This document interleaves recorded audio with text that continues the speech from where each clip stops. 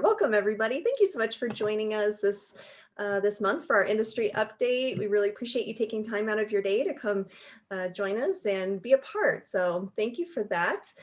Before I introduce our speaker today, I'd like to go ahead and announce our next industry update. So save the date for February 4th. We're going to have an attorney by the name of James Weatherly on, and he is a patent attorney, and he's going to be talking about trademark and copyright issues for real estate brokers. So kind of a unique topic, should be really interesting. So 2 o'clock Thursday, February 4th, please save the date. We'll be sending out more information about that in the future. And for today, I'd like to go ahead and introduce our speaker. He's under the weather today, so we really appreciate him joining us, even though he's quite a bit under the weather here. Paul Bondy. Paul is an E&O insurance broker who specializes and focuses on only E&O for real estate brokers. So it's really his specialty. He's a national expert on this subject, and we're so thankful for his time and expertise and joining us today. He's with PBI Group and pretty much knows everything there is to know about E&O coverage for real estate brokers. I think for a lot of us, there's a lot of unknowns about coverages, maybe some gaps in coverage. We're going to talk about a lot of different things today. So thank you so much, Paul. And of course, our usual suspect, Mr. Damian Cox, is on today, real estate attorney, and he'll be helping me facilitate our session. So thanks again for joining. And with that, I'd like to welcome you, Paul.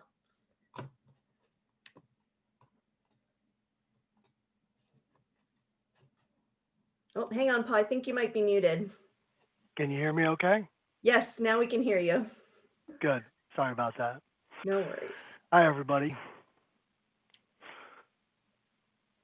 It's a webinar format, Paul, so you're not going to have a whole bunch of feedback. You just get to listen to me and Jill talk to you. So, Okay. you know, why don't you go ahead and just kind of launch this off with talking about what you're seeing with the E&O insurance in general and, you know, claims and carriers and all that good stuff, and just kind of give everybody an overview as to what's going on, because it looks like we're headed for a shakeup in the E&O industry. Yeah. So I actually just got a report last week at the end of 2020. And so for 2019, in my book, and I write about 950 real estate brokerages across the country, we had 213 reported E&O claims, and in 2020, we had 414 reported E&O claims. So it about doubled.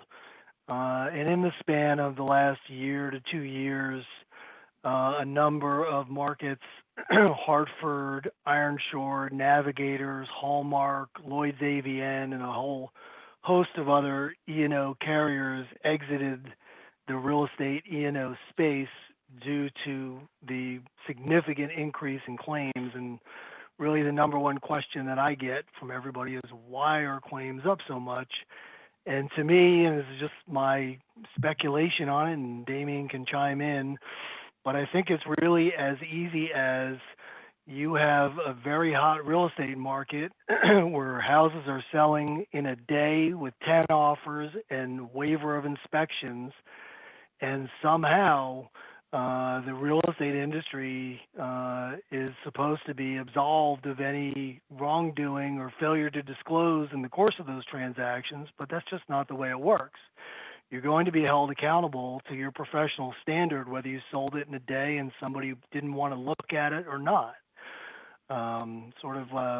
My first pre-law class when I was in school, we had a case about a burglar who fell through a skylight and sued the skylight company and won.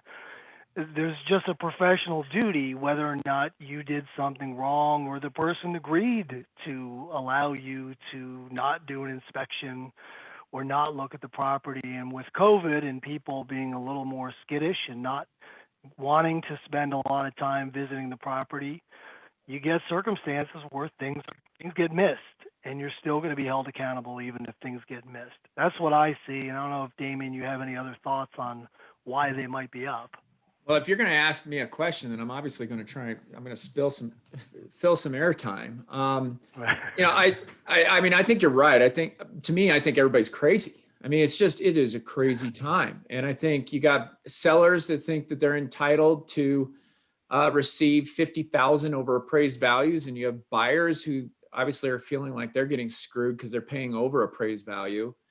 And the one that usually suffers in the end is the real estate broker. When they go to war, they always drag in the brokers. The attorneys they know where the insurance is. And so the reason, we have insurance is to protect consumers, but at the same time, it also puts targets on your backs. And, I just think everybody's just crazy. Paul mentioned waiving inspections. For the love of God, do not waive inspections. Just don't do it. Don't do it. Don't do it. And that's why, is because they're going to blame you for it. So yeah, I have the same opinion, Paul, as far as the claims. That's the thing I can come up with. But I did want to talk about, or have you kind of transitioning. I wanted to have you talk about, we got a lot of brokers on this call, and I'm not sure everybody understands. There's a lot of terms that are thrown out there. There's firm policies, or I call them group policies, which I think firm policy is more appropriate. Individual policies, excess policies, or umbrella policies. Can you just start the conversation by kind of explaining the differences between those types of policies so that people have an understanding as to what their policy might be? Sure. So individual agent policies are policies that you can buy through, as far as I know, only 3 separate providers: Crest, Williams Underwriting Group, and Rice. Rice is the Colorado state administered provider of the E&O individual policies. And so that individual policy follows the individual, not the company that individual performs services on behalf of. And then for those companies that are required to carry or want to carry more than the $100,000 individual agent limit that those individual providers offer, they can go get something called excess coverage, which is $1 million policy that sits atop those other individual policies and essentially has a $100,000 deductible. Your individual agent policy is the deductible on the excess policy. Firm coverage is totally different and replaces the need for either individual policies or excess coverage, and is a policy that covers the whole company and any agent, broker, or independent contractor working on behalf of that firm. So there's just 2 different ways that you can insure yourself or your entity in the state of Colorado. There's 14 mandatory states, and so they all have the same format.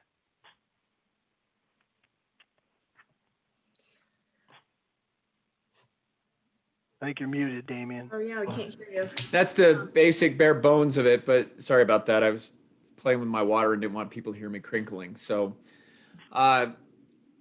the thing, we have probably, just so you know, Paul, we have over 100 people on this call, and my guess is that we have a combination of people that are insured under group policies and people that are insured under individual policies. So I do want to talk a little bit about insurance. And can you kind of talk about, like, maybe, some of the, I want to get into kind of coverages and gaps in coverage and things that you see that come up that real estate brokers don't realize are problems. Yeah, sure. So my first thought, my overall thought on individual policies is that the state mandates that you carry insurance for real estate E&O. And because they mandate that you carry insurance for E&O, they must provide an option for you. It's sort of like flood insurance. They make you carry it, and so somebody has to offer it by law. And so the object of an individual agent policy is to fulfill the requirement of having to make it available by law, not necessarily to be the end-all, be-all of what you might need. And a more complex insurance or real estate brokerage may need coverages that the individual agent policy providers just don't offer. So some of the things that you might run into are things like sale of property that was constructed or developed by a related entity. So you have a broker who is married to a builder. Broker sells builders property through their real estate company, and the real estate brokerage gets sued for failing to disclose some damage And they're also going to sue the builder for a construction defect. But so on the individual agent policies, some of them will offer you the opportunity to buy an endorsement on a per agent level, where if you as an agent forgot to buy it, you wouldn't have the coverage at all, nor would the brokerage under which you perform those services. And the limit of liability, so just taking the RICE program, for example, you get a $100,000 limit for the sale of constructed or developed property when you pay for this $250 endorsement. And then there's a bunch of parameters that have to be met, one of which is that you have to own less than 10% of the property that you constructed or developed, which is 99.9% of the time not going to apply. So that's one example of a coverage that you will find under firm coverage that you won't find under individual policies. Another claim scenario came up for me in the last couple of weeks. In California, a broker in March had a client come to them and asked for them to list their home. They provided, the broker happened to be a Keller Williams agent, a listing price, and they said, I want to sell my house for $1.35 million.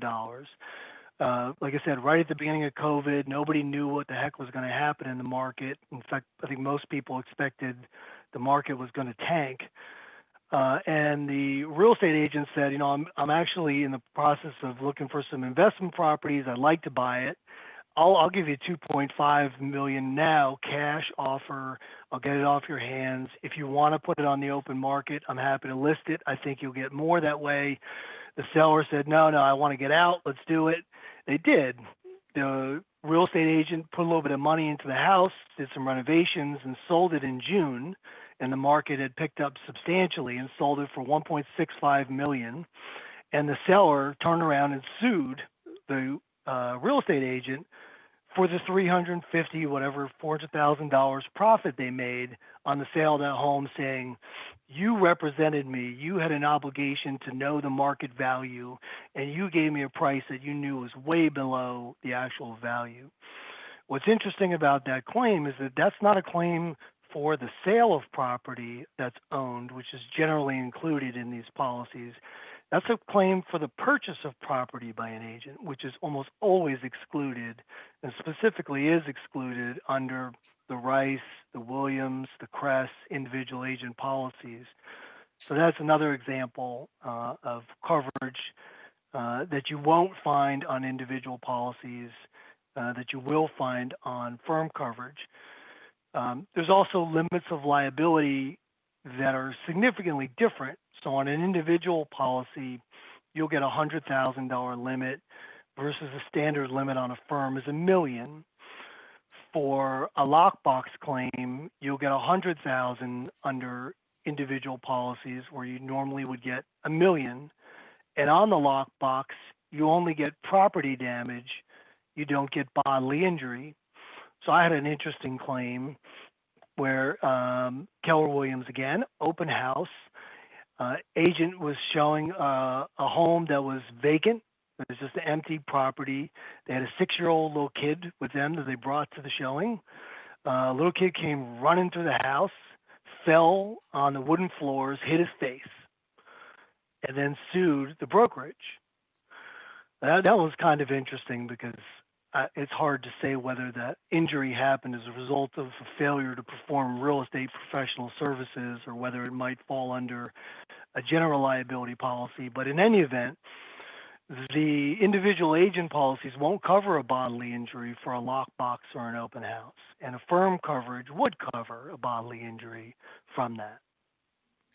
Hey, Paul, I'm gonna just interrupt real quick because you were talking about real estate owned, and we got some questions that I think we'll go through here in a minute, because I would like to go through some of these endorsements and things that you're seeing, because you're covering them fast, and you and I deal with this every day. I'm not sure that a lot of the people on this webinar do, so I'm not sure they're following everything. So first of all, Jill, why don't you ask the first question there, since that was something we talked about at the beginning. And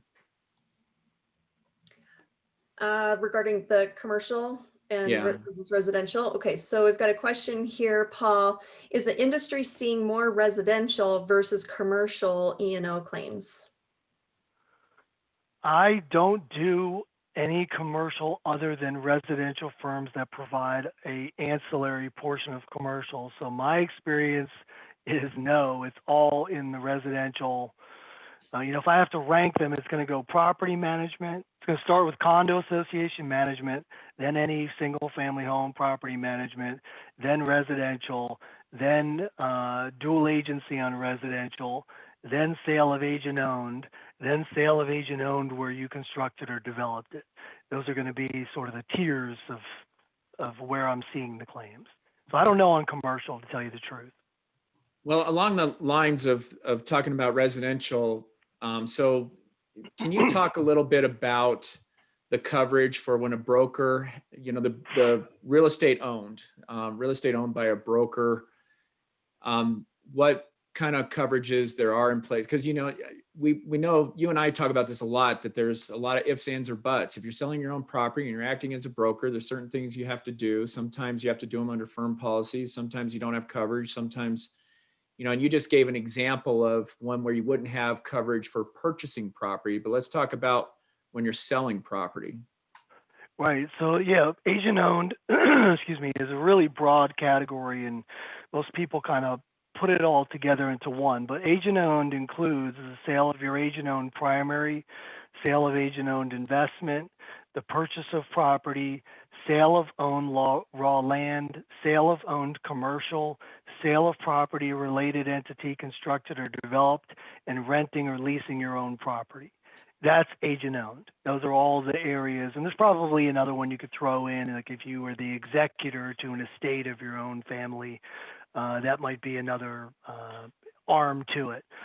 And then within all these policies, the coverage is different for, depending on what you're doing. So I'll just take as an example on the rice policy. On the rice policy, you automatically have coverage for selling your own primary residence.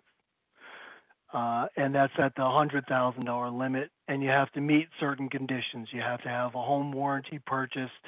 You have to have an inspection performed. You have to use a state or local board approved sales contract and a seller property condition disclosure, which that last one is a little problematic for me in Colorado, where it's not required that you have a seller disclosure. So you may not qualify for coverage. But in addition to sale of your own primary, you can buy an endorsement on the rice policy that allows you coverage for sale of investment property. And so you can pay an additional premium to buy that. And I think it costs $15 or $25 or something like that. When you go to a policy like a firm coverage, like I write for a lot of the firms in Colorado, that's all included. Everything I mentioned is included: purchase, sale, renting, raw land, construction, development.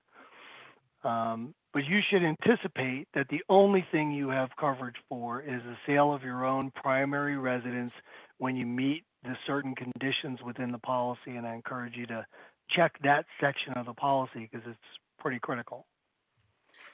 Yeah, and Paul, I know that you write firm policies, but there's obviously other people that write firm policies too. So, just because you're saying the firm policy covers in your policy doesn't mean it covers in all firm policies. Totally, absolutely true. Policies vary wildly. Yeah, and so it's more looking out for the fact that this is a coverage area where all the carriers diverge and may or may not have the same coverages. So just because you get a policy from Rice or Williams or Cress or Hanover or Arch or whoever the carrier is that you're getting it through, doesn't mean that they're interchangeable. Those policies have different requirements, different policy limits, different endorsements, different exclusions throughout them. That's right. So yeah, there could be firm policies that are significantly less broad than the individual agent policy. But what you can't get on any individual policy, and you can get on some firm policies, the better ones, from people that really know what to do in this space, are some of the things I just talked about with the broad form agent owned. But yeah, you're absolutely right. That doesn't mean that any firm policy is going to have any or all of those things for sure. So if I remember right, correct me if I'm wrong, but some of the real estate owned, I know that there's some, if it's vacant land or commercial, sometimes that changes the analysis too. You know, you think you're selling your own principal, you got the endorsement, and then you do vacant land or commercial, and that may not be covered. That's correct. None of the individual providers will cover you for sale of raw land or the purchase of property, sale of agent-owned commercial, and construction development, which is sale of property constructed or developed by a related entity. Only some of them will offer the construction development by a very expensive endorsement for a limited amount of coverage. Right. One of the things you and I had talked about before was about reporting claims. Can you talk about the importance of that as well? Yeah, for sure, it's the number one reason why claims get denied is failure to report in accordance with the provisions of the policy, which almost universally has the same language, which is a pretty vague language, but says that you are required to report any claims or potential claims as soon as practicable. So as soon as practicable is a little bit vague, but you can anticipate basically that you need to tell the carrier within 60 days and in no event after the end of your policy that you have knowledge of a claim or a potential claim. Claim is easy. A claim is going to be a formal lawsuit, a written demand, a commission complaint through DORA. Potential claim is a little bit more gray. You know, I'm on the way to the hospital. The house you sold me had mold in it. Well, that's probably going to be a claim. I would consider that knowledge of a potential. You know, you told me this house was on city sewer. It's really on septic. It's going to cost me 80 grand to dig a line out to the street to get on city sewer. That's probably a claim.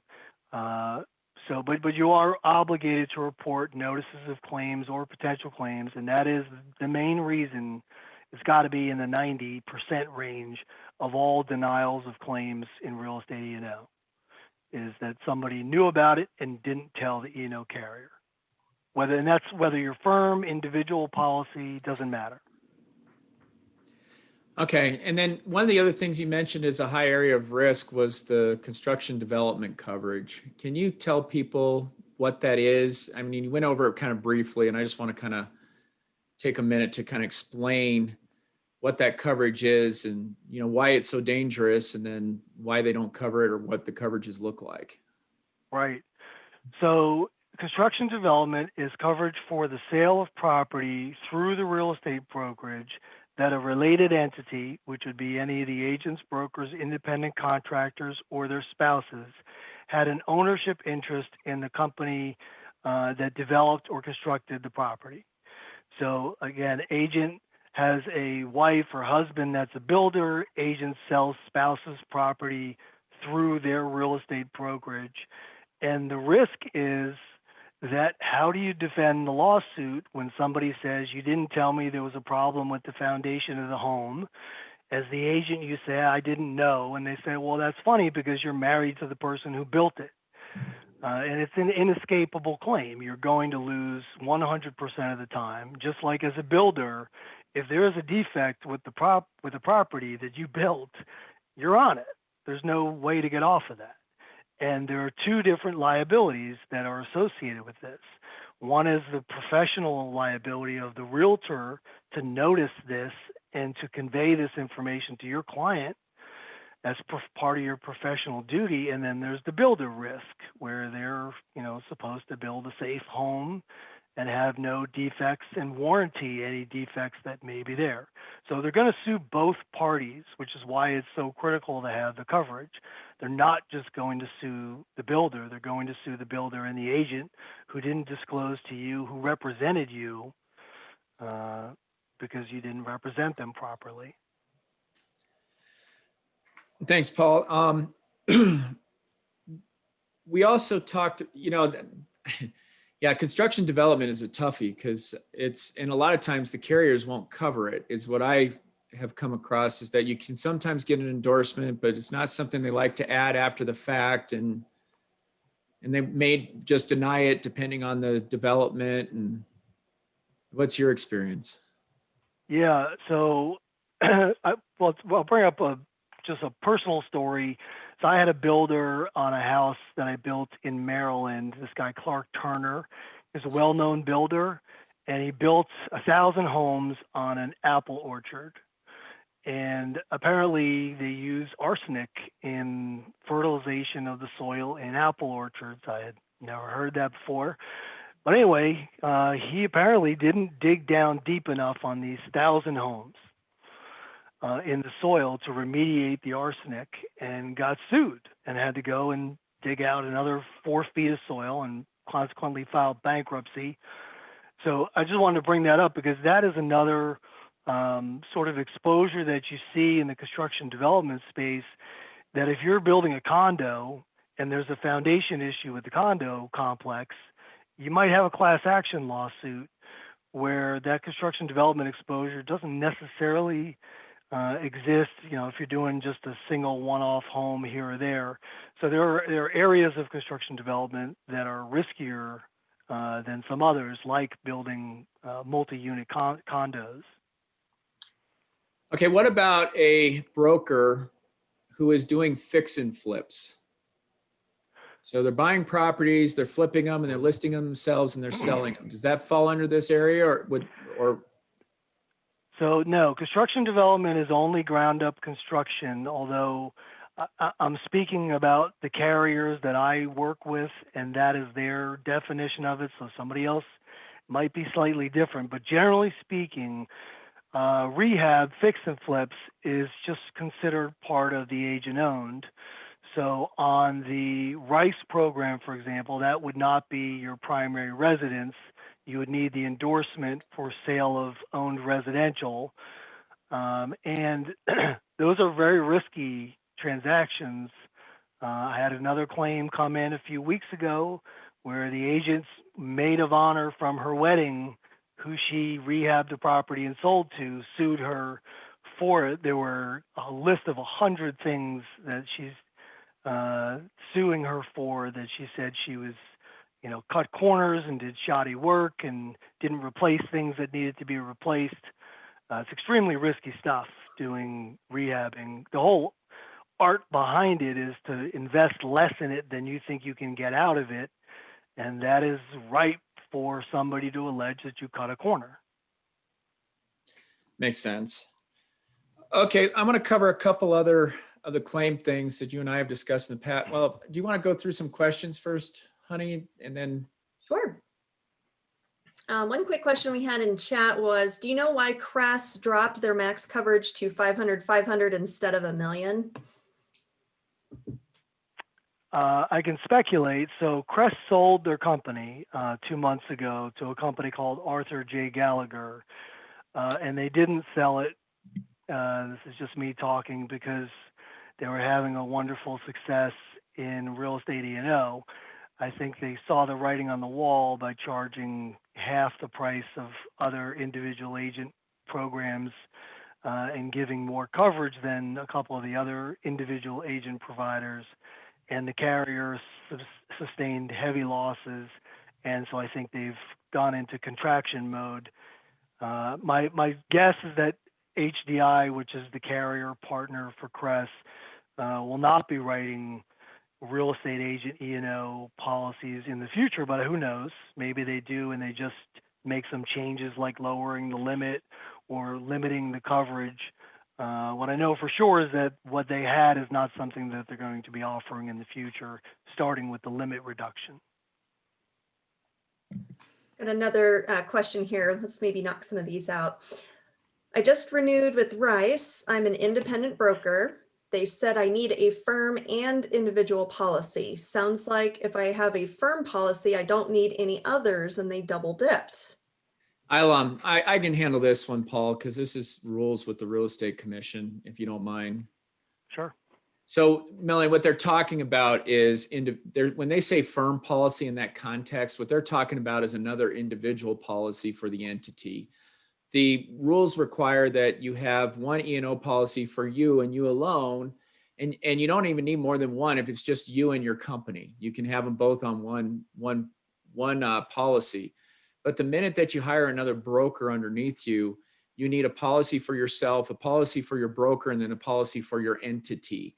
And even though they say it's a firm policy, they're not the same type of firm policies that Paul's talking about. That's an individual policy for the company is really what it is. Here's a question. I am covered under my firm E&O, but they have a substantial deductible for the sale of my own home. Can I use an individual policy that has a lower deductible to cover this gap? Possibly. It could cause potentially more issues than it solves.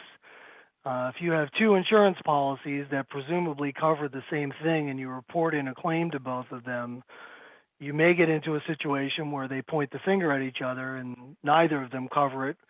You wind up covering it while they duke it out and figure out who ultimately is responsible for that claim. That's a possibility. I don't recommend getting two overlapping policies if you can avoid it. In theory, possibly, yeah. You could, if the individual policy had the coverage for the agent owned that you're talking about, and there was no dispute over who was going to be the primary carrier to pick up that claim, that could potentially work. There are restrictions, though, in the state of Colorado on what the maximum deductible can be, and it can only be 1% of your limit of liability. In other words, if you carry $1 million policy, you can't have a deductible higher than $10,000 in the state of Colorado, and it must be first dollar defense, which means you don't pay your deductible towards legal expenses. You only pay a deductible towards damages. So I don't see it as a very realistic scenario. I don't know if Damian, you have any thoughts on it? I actually don't mind it so much. I mean, we've had a couple of different claims where brokers have left an office and they ended up with individual policies, whereas the company I was representing had a firm policy. And what they've done in the past is, you run the risk of both deductibles applying, and you run the risk of them splitting it, saying, oh, well, there's two carriers involved, so we're splitting the claim. So you might end up with the deductible anyways, is the problem I see, as Paul's talking about. But for us, it's tended to work out where one of the carriers says, look, we'll give credit for the deductible you paid to the other company and just send us the remainder. But that could be because of our relationship with the insurance carrier too. And have you seen a scenario where the individual winds up getting covered by one company, and then the firm, who also ultimately gets named, winds up having their policy dragged in, and then you wind up getting dual legal fees on the same claim? I haven't seen that, but I could see it being a possibility. Yeah. I think, regardless, you're better off submitting to both of them whenever you get a complaint. I mean, you don't want to just submit it to your individual policy thinking that you're got a reduced deductible to cover it, because you could find that they go after the company. Company probably has some kind of agreement about you paying your expenses if it's not covered by E&O, and then there might not be coverage for the company on the claim. So you need to report them to both. That goes back to what you were saying about submitting claims. Okay. You got some more, honey? Why don't you? Sure. Here's one. I have always practiced under the corporate umbrella of a large firm using their recommended E&O insurance carriers, typically either Williams or Rice.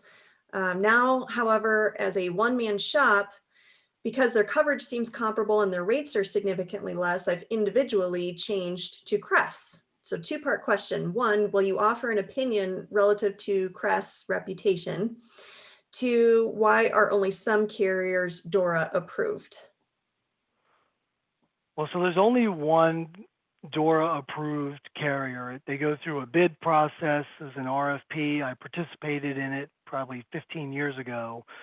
And there's only one. They only pick one. They don't pick multiple options. My opinion is that Crest is a good company. They sold So I don't know what the future is. And I don't know that you would care what the future is as long as the policy is backed and you feel comfortable with it, with the coverage and the premium. I don't know that it matters that you might have to move next year if they decide not to be in the space. The carrier they write through is admitted, which means the policy is backed by the state insurance guarantee fund.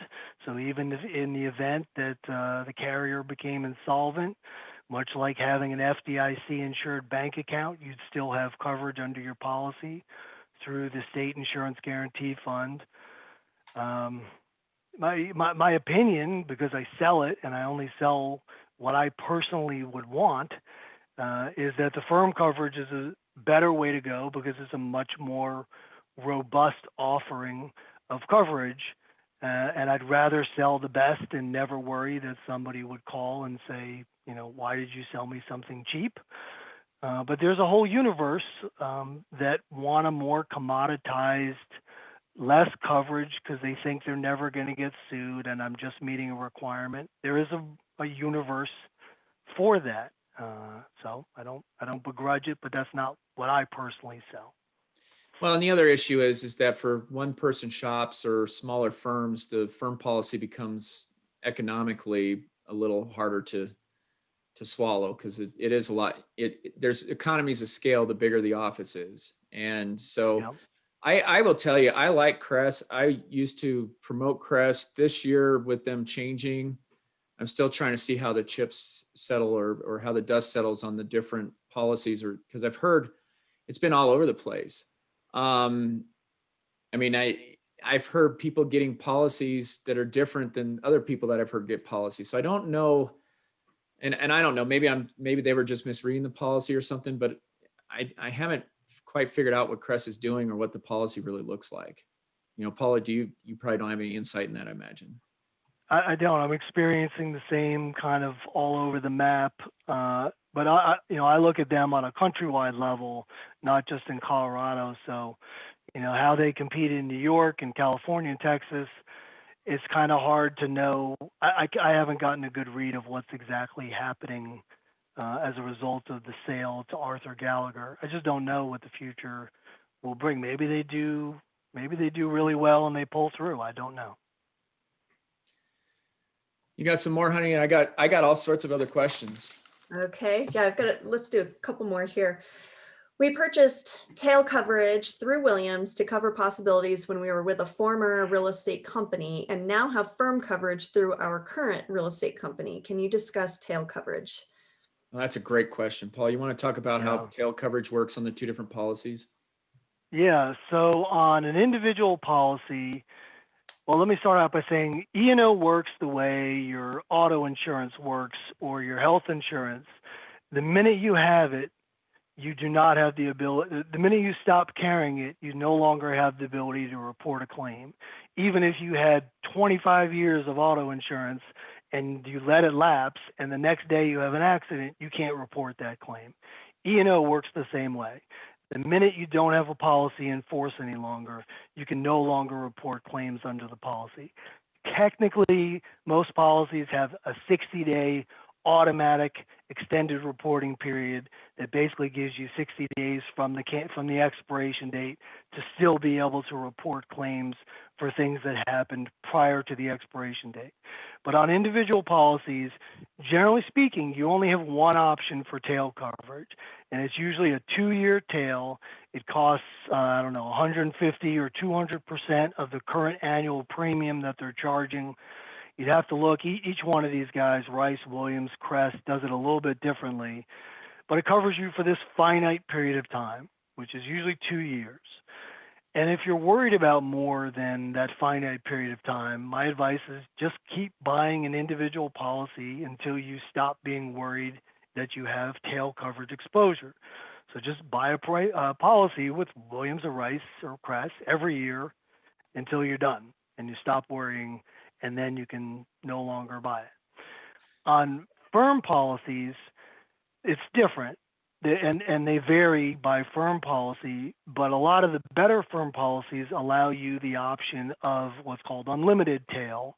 and you can pay a premium that's usually 350% of whatever the annual premium is on that policy to buy unlimited tail, and you never have to worry. Real quick, Paul, you said something there that I want to kind of clarify a little bit. You said, if your policy lapsed, then you can't, even if the transaction occurred during a time that you had coverage, if you don't have coverage at the time of the claim, you don't have coverage. That's right. That's right. Also, That's if why there's tail coverage is important. And also, if you have a claim, and then you had a gap in between when the transaction occurred and when you get the claim, you may not have coverage. That's correct. Okay, so Yeah, you it's want very continuity of coverage. Yeah, you got to keep continuous coverage all the way through, and so that's making sure that when your renewal comes up, don't wait until February or March to do it and say, oh shucks, I forgot, I'll just renew my E&O insurance, because what you've done is you've invalidated your E&O insurance for everything that ever happened before. It's gone, and there is no tail policy that can save you. Yeah, and if you go from Rice 1 year to Crest the next year to Williams the next year on an individual basis, you shouldn't have any concerns, or there shouldn't be any gaps in coverage for any of the prior acts.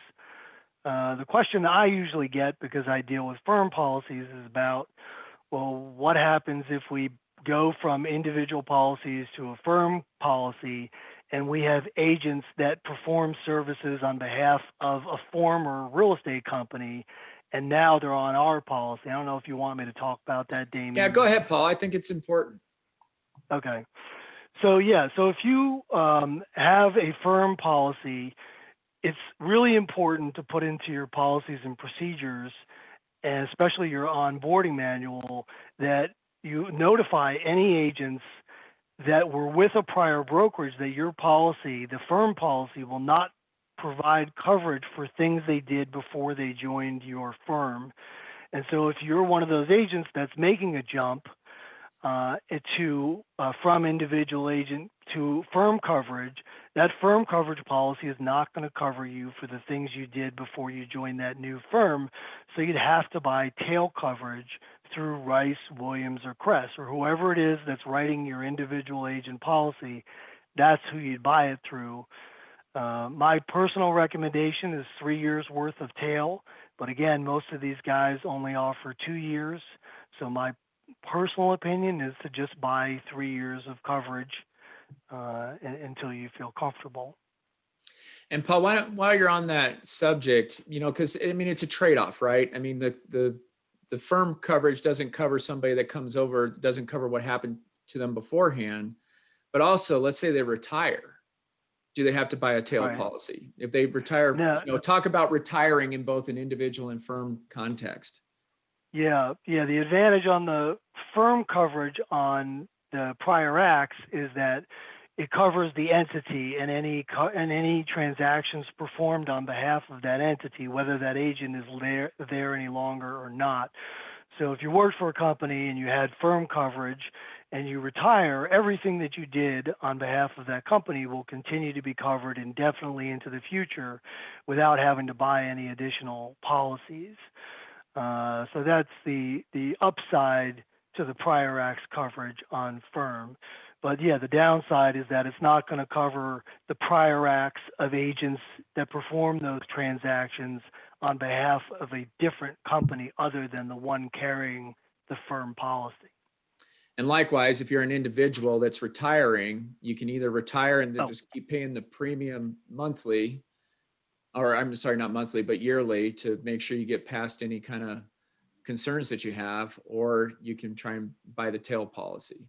And Paul, you had once told me the statistics on the claims as to how soon after a transaction they get the claims. Do you have that handy that you could tell everybody? Yeah, it's something about 90% of all claims happen within the first year of the transaction. 95% come in within 2 years, and then there's some stragglers that come in. I know, Damian, you've seen ones 8-10 years after the fact. Yeah, it's like 98% is in the first 3 years, but yeah, I have seen a couple that were 8-10 years later because they told the statute of limitations, and here we were getting sued.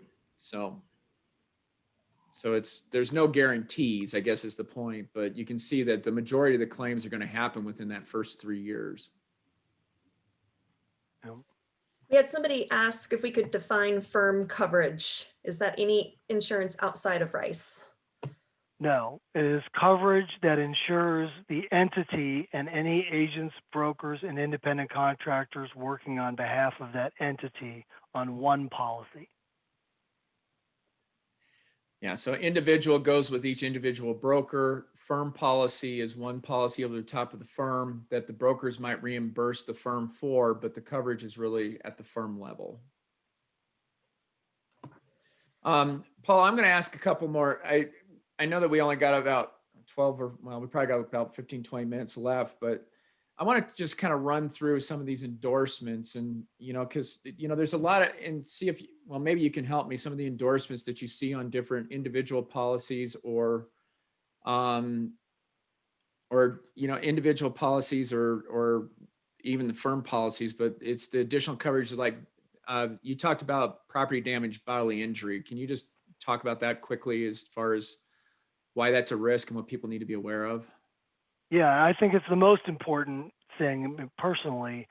So all these policies, the individual agent policies, will tell you they'll cover lockbox or open house or pollution or mold, lead, radon, asbestos. Some of them say property management, or like on the Rice product, you can buy property management for $25 individually. What they don't cover you for is bodily injury or property damage from any of those things. And to me, that's the big deal. So Paul, the claim I worry about. Why don't you explain what you mean by bodily injury and property damage? I know it is just to make sure everybody understands what you mean. Yeah. So the bodily injury property damage would be you have a lockbox, you gain entry to a house to do a showing, you leave the kitchen sink on, it floods and damages the floorboards. That's property damage from a lockbox claim. But then there's other property damage, like there's mold in the house and you have to remediate the mold. That's not covered under individual agent policies. Bodily injury would be the example of the kid who went running through the open house and fell and hit his face. That's not covered under individual policies. There's a home you sold and the homeowner says their child got sick from lead poisoning or mold ingestion, and they sue you for those bodily injury costs. That's not covered under individual agent policies. Property management, at a big claim in Delaware, somebody rented out a third-story beach unit. Elderly gentleman came out, held onto the handrail. It came loose from the wall, and he fell down 3 stories. And he sued $600,000 worth of bodily injury charges. Thank God he didn't die. And so that's an example of a bodily injury claim from property management.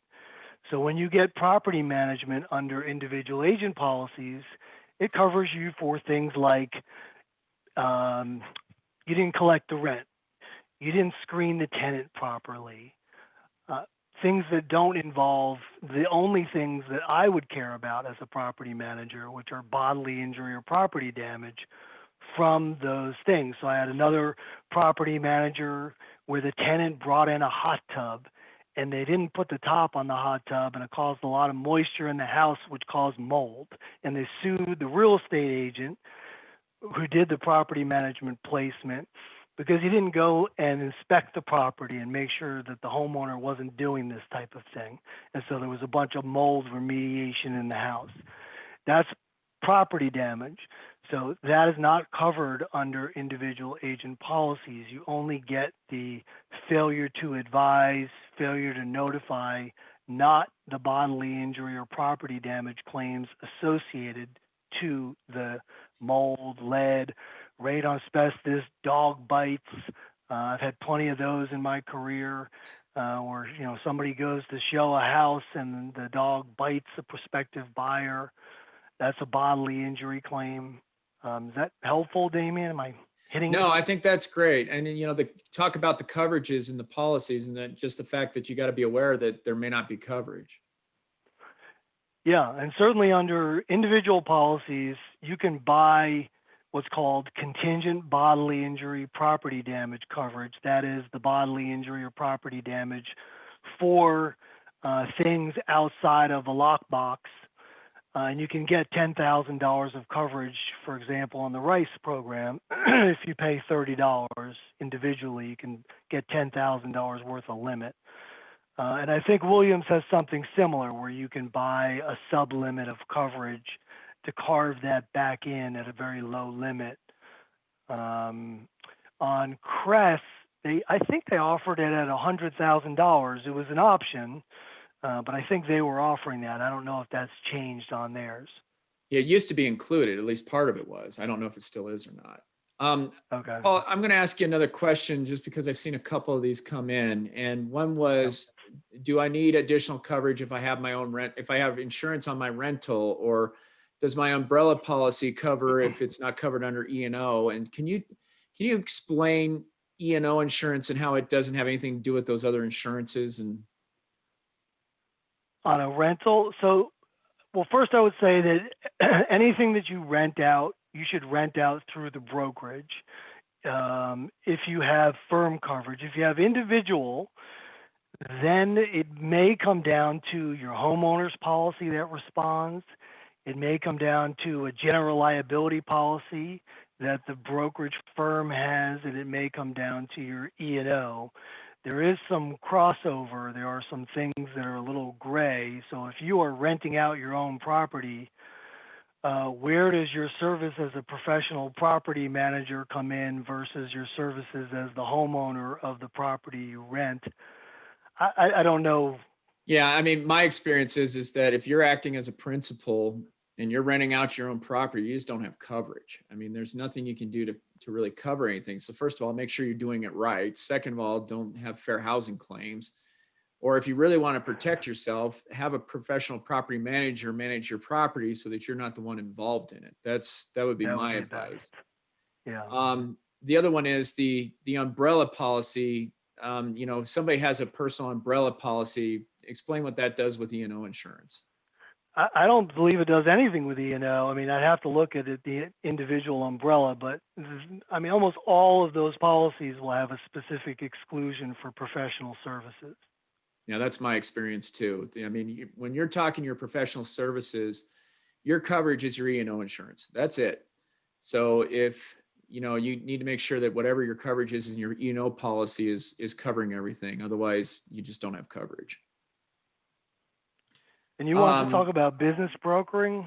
Yeah, well, I got a couple I'd like to talk about, like business brokering and manufactured homes and property management. And, and really what I want to get to is the fact that there's limitations on all of these different activities.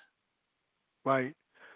Yeah, business brokering is a really tough one, hard subject for me, because you can't get coverage for the number one exposure in business brokering. It's just uninsurable, which is any promises, guarantees, warranties, projections of future values of the business. That is an uninsurable exposure, but it also happens to be the number one thing you'll be sued for on selling a business. Real estate E&O, I don't know if any of the individual providers will give the carve back for business brokering. If they do, it will cover only the real estate portion of a business sale. So the lease or the actual real estate involved in the transaction. So you sell a business and you didn't advise that there was a change in the roadway pattern that was going to materially impact the foot traffic to the business. That's something that you could get dragged into. But there just is not a lot there for business brokering that you could wind up getting coverage for. The big exposure is everything you can't cover. Yeah, and so that one's bad. And then, well, I mean, I wouldn't say bad, but it has a lack of, it doesn't cover everything. Talk about manufactured homes and, some property management endorsements and, just what I really want to get across, Paul, is I want people to see that, a lot of times we think, hey, we have E&O insurance, it covers everything. And there's a lot of holes in here, and you need to be aware of what you're doing and where those holes might be. All right, so manufactured homes is a little bit of a moving target. I can tell you that similarly to business brokering, it must involve real estate as part of the sale. If real estate is not involved, essentially they consider it like RV insurance. You know, it's auto insurance. You have to have either the lease or land that accompanies the mobile home or manufactured home, and it's just gotten a little bit more convoluted as there's like pontoon homes on waterfront that are, you know, multi-million dollars sitting on piers, or these pontoons out in the water. Uh, you'd have to look at the individual policy and see if they have any mention of coverage for mobile homes, or contact your insurance agent and ask them how they respond to mobile homes. My understanding of it is that you have to have real estate accompanying the transaction, or it wouldn't be included in that sale. And on property management, that's one where almost everybody assumes that property management is included in the definition of what real estate professional services are.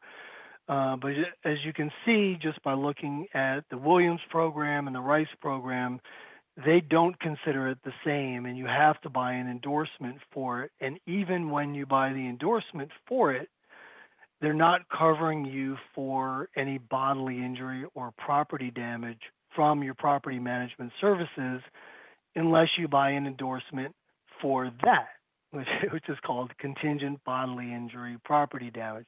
So it gets pretty convoluted and confusing.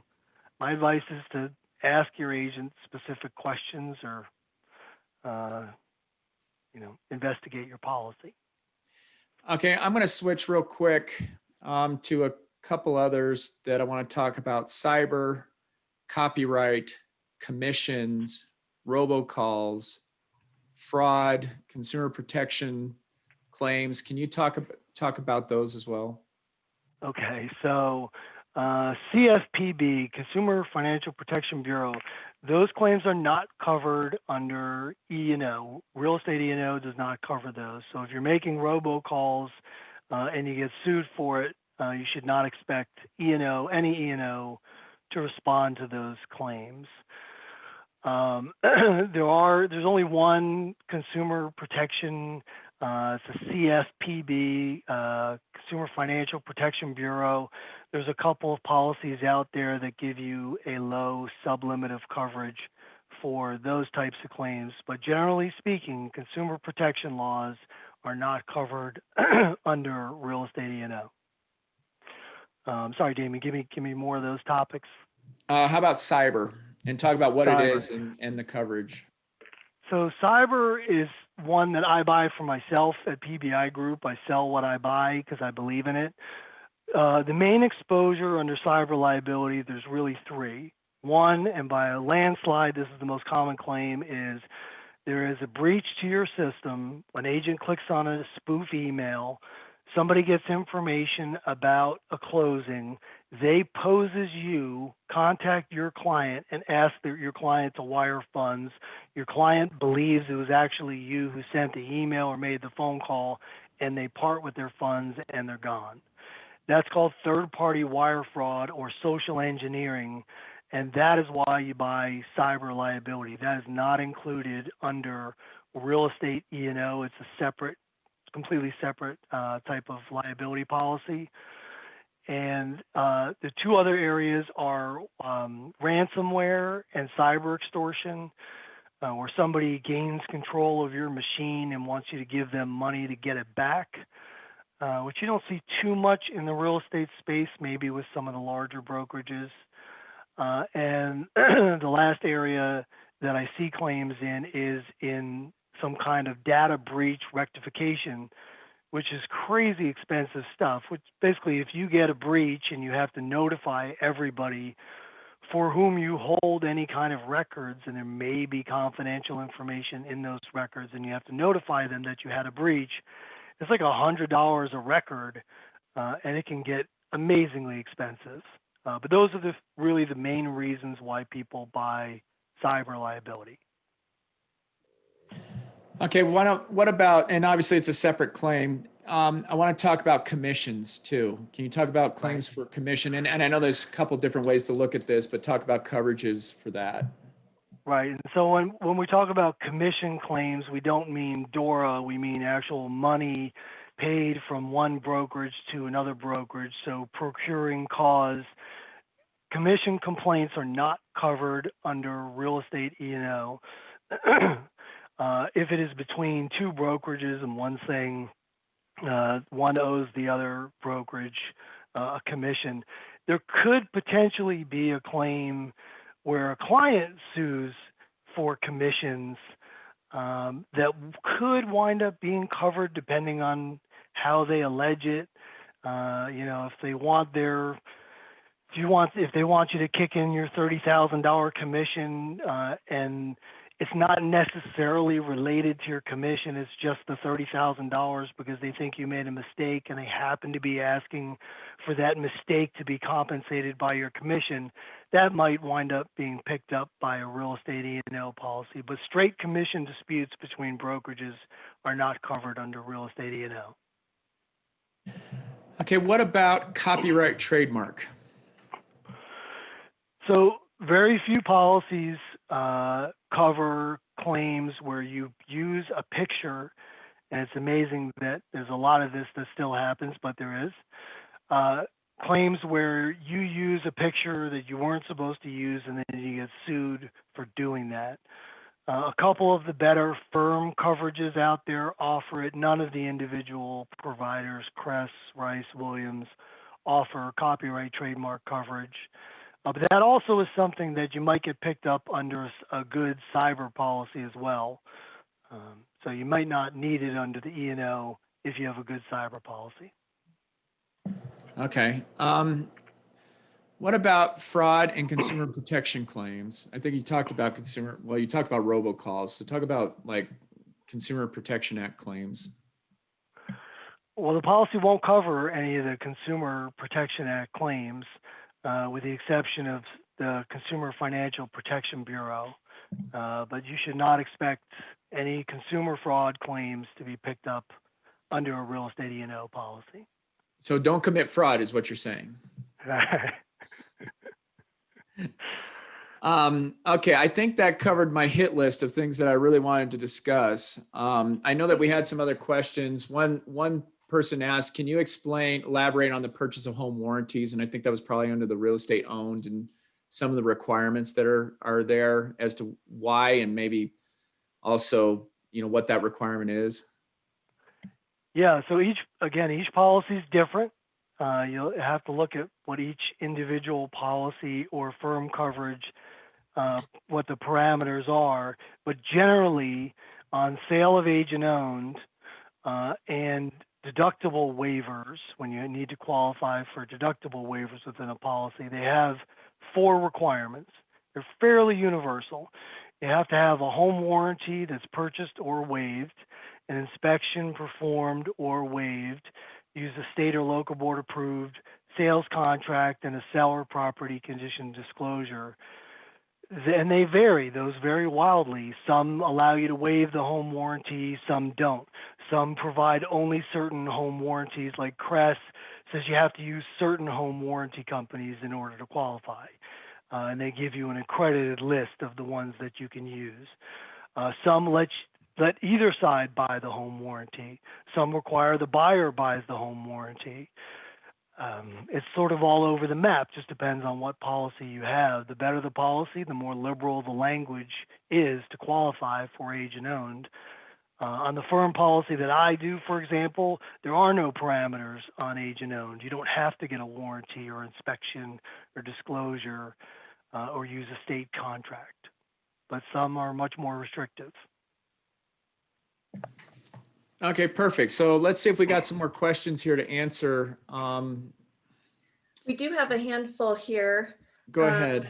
Yeah, this is kind of a long multi-part question. So here we go. I am a sole proprietor operating using my legal name, not a DBA. Should I continue to do so? In other words, should I not create an entity such as an LLC or corporation? And my questions are, one, would you recommend business liability insurance? Do you offer it? What is the cost? Or two, are there E&O endorsements that will protect me personally? And three, if I create an entity, is the new carrier still responsible for providing me tail coverage given the name/entity change?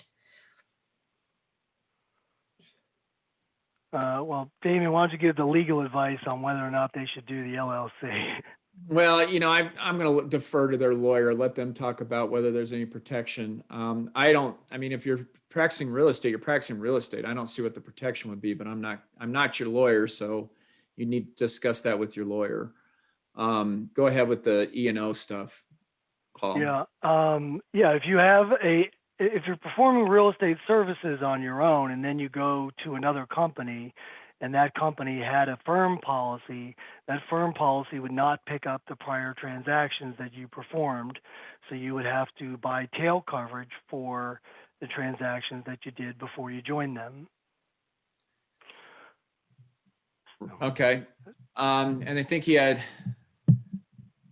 if I create an entity, is the new carrier still responsible for creating me tail coverage given the name entity change? Well, I don't really understand the question. I guess if your entity is dying, then whoever your current carrier is would have to be the one that does the tail coverage. And then the new entity would pick up a new policy. So hopefully that answers the question. This is a good one, Paul. If you are retired and you have an individual policy, do you have to keep your real estate license to keep it active in order to keep qualifying for the individual policy? Yes, it is a good question. I don't know the answer. I don't know if Rice, Williams, and Kress require that you have an active license in order to be able to purchase a policy. I don't know. So my suggestion would be is if you're going to retire, I would talk to your carrier, your current carrier, and find out. Because if they're not going to let you do that, if they say, no, you have to keep it active, you got to decide if you're going to keep it active. And if you're not, then you might want to go get the tail, but make that decision before it's too late. I think we got through a lot of this stuff. There's some other questions in here of statute of limitations and things. And guys, we're talking about E&O insurance, so we're just going to hit this. And plus, honey, I think we're up on our hour, so. Yeah, I know we got a lot of questions, got to a lot of them. I know we didn't get to all of them though. So follow up with me if you have a burning question you want me to follow up on. I think with that, we will just say thank you so much, everybody, for joining us today. Thank you, Paul Bondy. Oh my gosh, you are amazing. You know your stuff inside and out, backwards and forwards. You're an amazing resource. So thank you so much for all your time today and calling us from your sick bed. We really appreciate that. Yeah, no, my pleasure. Thanks, Damian, you're always brilliant. So you have to say that you're married to me. I know. So thank you so much again, everybody. Again, I'm Jill Cox with Heritage Title. Please do think of Heritage on an upcoming listing if you've got a deal coming up. And thanks again for your time today. And we will see you next month on February 4th. All right. Thanks, guys. Thank you. All right.